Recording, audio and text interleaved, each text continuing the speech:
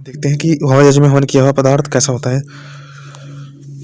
तो इसमें मंत्र के बाद पूर्णादर्वी परापत सुपर्णो पुनारापत सुपर्णो की बात करेंगे, फिर देखेंगे विकर्णा हवा के विषय में। ये दो पद आए हुए हैं, सुपर्णा पूर्णा, फिर सुपर्णा। पूर्णा होज द्रव्येण परिपूर्णा, जो चीज परिपूर्ण हो जाती है। द्रवी पाक साधिका होत द्रव्येण ग्रहणार्थ, मतलब जो चीज इस तरह संसार में जो परिपक्व हो जाती है, पक अच्छी तरह से पक जाती है, उसके फायदे भी हम चौंक जाते हैं कि अच्छा इस चीज को हम कम जानते थे, इसने ये कर दिया।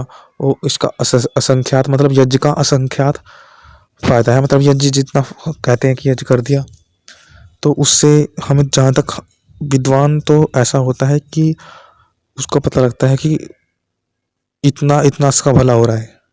पूर्ण रूप से विद्वान को भी नहीं पता लगता, क्योंकि इसका असंख्यात है, इसके फायदे असंख्यात है। क्योंकि थोड़ा आज किया हुआ यज्ञ कई सालों तक कण कण में बस रहा है, पृथ्वी के यज्ञ बसता है जाकर के, तो वो असंख्यात रूप से कभी आगे उस यज्ञ का भाग अवश्य बनेगा।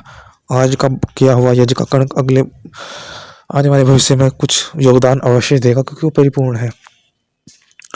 तो देखते रहिए, जुड़ते पूर्ण देखेगा कि हम द्रव्य को अंशों के अच्छे प्रकार पृथ्वी में उत्तम जलरस को प्राप्त करती है। हमें पता नहीं था कि क्या ये जो हमने हव्य द्रव्य दिया है क्या इतना करेगा, इसका भी पता नहीं था। परंतु ये तो जितना हमें औषधियों में रस मिलता है इसी के माध्यम से मिलता है, ये भी नहीं हमें पता था। ये पता लग गया था, फिर वो भी नहीं पता कि आगे असंख्यात इसके फायदे होने वाले हैं। तो इसमें और भी कहा गया कि जैसे कि वैसे होता है, इसमें थोड़ा आगे अन्य विषय से भी अन्य गहराई भी देखेंगे, इसकी थोड़ी प्रयास करेंगे कि जैसे कि हमें वैश्यों के समान योद्धा को यजमान या तो अपनी तरफ से, क्योंकि वो यजमान तो देखता है कि मैं इसका कहाँ तक किसको कितना फायदा दूं। मतलब जैसे कहते हैं कि कोई तुमसे सामान छीन रहा हो और वो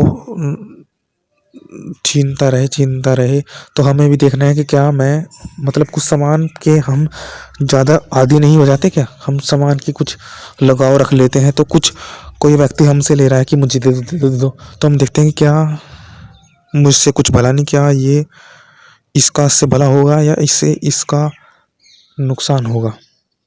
अगर इस व्यक्ति का इस पदार्थ से फायदा हुआ तब भी हम दे देते हैं, और नुकसान हुआ तो तब भी दे देते हैं, क्योंकि हमें अपने लगाव छोड़ना है तो हम तुरंत छोड़ देते हैं।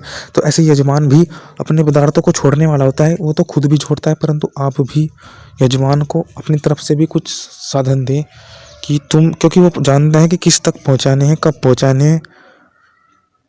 क्योंकि किसी को चाहिए अच्छे के लिए तो दे देगा यजमान, किसी को चाहिए कि ये बुरा ही कर रहा है, इसे इस बार सबक मिल गया ना, तो उस अच्छा है। तो सबक दिलाने के लिए भी अच्छे अच्छे बड़े बड़े यज्ञ होते हैं कि दुष्टों को, मतलब जो साधन है वो, मतलब संसार में कहीं बहुत अलग अलग प्रकार के विशेष रूप से कहीं दुर्गुण हैं प्रकृति में, कहीं पेड़ पौधे वनस्पतियां में कहीं कुछ रोग है या कुछ कमी है, उनको ठीक कर देते हैं, उन कमी को कारण को भी परास्त कर देते हैं। तो वे जानते हैं विद्वान कि किस समय किस उपयोग यज्ञ करना चाहिए।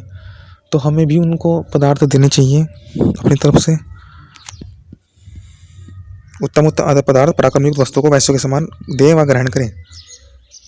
आप ग्रहण कर लें। यज्ञ को श्रद्धा के भाव से होना चाहिए कि हाँ यज्ञ हो रहा है, मैं करूँ ये करूँ, यज्ञ हो ही रहा है, क्योंकि फिर हमारा असंख्यात फायदे हैं, और उससे हम असंख्यात होते हुए हम शांत हो जाते हैं कि हाँ इसका असंख्यात हमें पता नहीं, हम मौन रहते हैं कि हाँ अभी इसका फायदा है, असंख्यात रूप से इसका फायदा है। और अच्छे प्रकार पृथ्वी में उत्तम जल रस को भी ये प्राप्त करवा रहे, उत्तम औषधियाँ इससे बन रही है। हम संतोष होते हैं कि हाँ कुछ ना कुछ कि इसका फायदा तो पहुंच गया। हाँ इसका फायदा है कि अभी फायदा है, इसका फायदे ही हो रहा है, इसका नुकसान तो कहीं हो नहीं रहा। विद्वान को दे करके हमें पदार्थ इसका फायदा ही हो रहा है। तो अब देखते हैं जैसे कि आजकल क्या है, किसी को गेहूँ अच्छे चाहिए, जैसे कि कुछ हमारी औषधियाँ हैं, इसमें देखते हैं भावार्थ में वैसे अच्छे पदार्थ दे करके,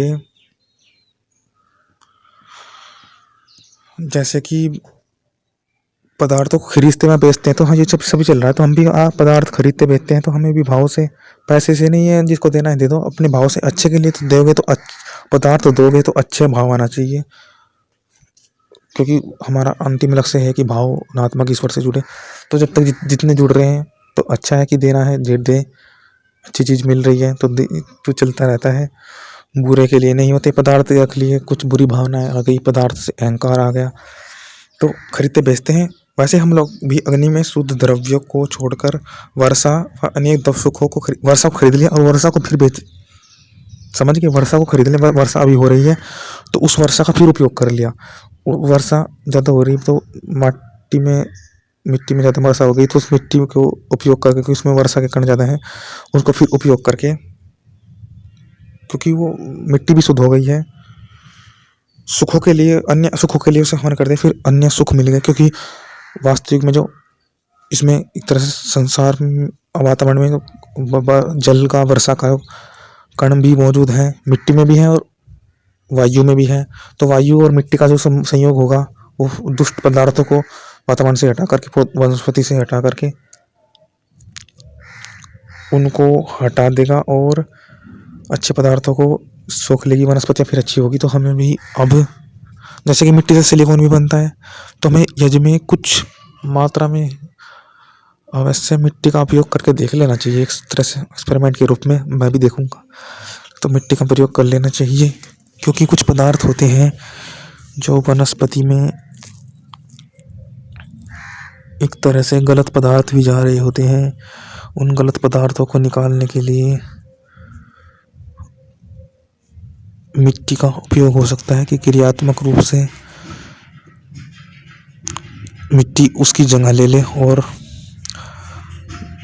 क्योंकि वातावरण में जो जल है और मिट्टी में जो जल है, कण है, वो मिट्टी के रूप में जुड़ करके औषधियों को भरपूर मात्रा से सहयोग मिल करके होता है। तो यही इस मंत्र में